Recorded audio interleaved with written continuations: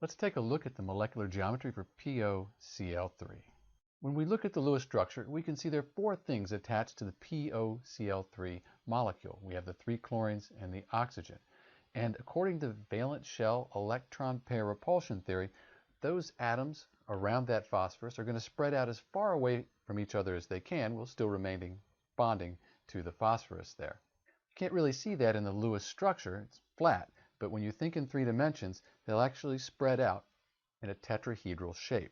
We can also use the AXN notation to make sure we have the proper molecular geometry or shape for POCl3.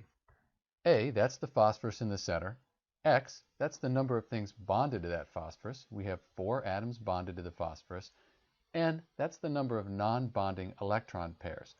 All of the electron pairs around the phosphorus are involved in chemical bonds, so we're going to ignore N. You could have memorized that AXN is a tetrahedral molecular geometry, or you could look it up on a table if you have that available.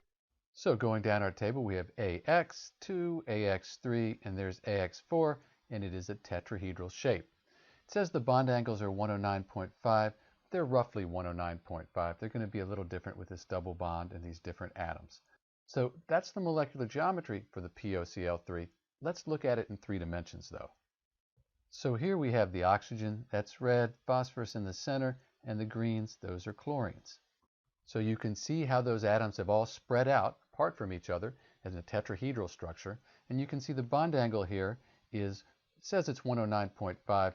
The bond angle's down here probably closer to 103, but for our purposes, we know that POCl3 is tetrahedral, and the bond angles are around that 109.5.